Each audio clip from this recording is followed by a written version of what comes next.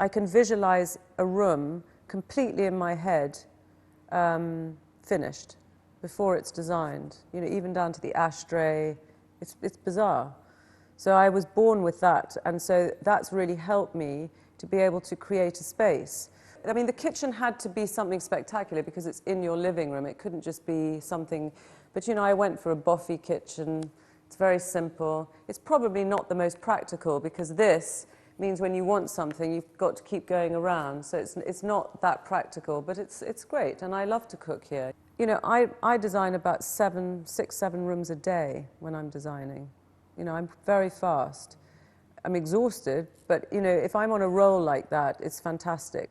The bubble chair, oh, it's the best thing ever. Do you know, I'd finished designing everything, and I went to Camden Market with a friend of mine and saw it, and I said, I know exactly where it's going to go. It's the best thing ever. I sit here in the morning, have a cup of tea. I love it. It's the best. And of course, in a space like this, you've got all the space in the world, you know. I mean, it's perfect. Well, I mean, I started my career at the age of 16 and a half, 17. I was offered a job doing a kitchen for my stepfather's friend. And then I met a friend of mine who was actually having an affair with a racing driver. And he gave me the project, and it was a 5-story house in London.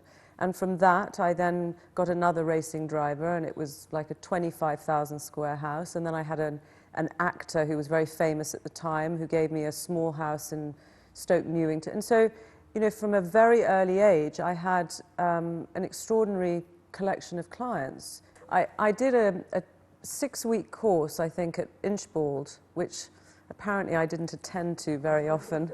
And in fact, now they have a sort of joke about it at the school, because it's a very famous school, you know, saying, you know, Kelly came here. And it was basically, the only classes I was interested in were looking at the before and the after. I was fascinated by looking at a piece of rubble and then seeing what somebody had done to it. I never went to any of the plumbing classes, nothing. I never turned up. Other than that, I was self-taught. And my philosophy is that you know, people do know what they want, and I think that people believe they don't, and they don't have the style, or they don't know how to do it.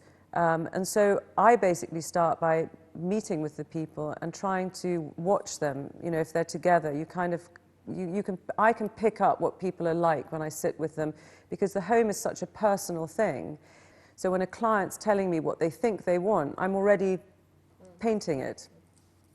The nice thing today, and hopefully I've had some part to play in that, is that, you know, trying to teach people that they can have anything, and it's not all about one style or, you know, period. It's like, just have what you want. Who cares? You know, if you want your antique mirror and you want your modern sofa and you want, have it.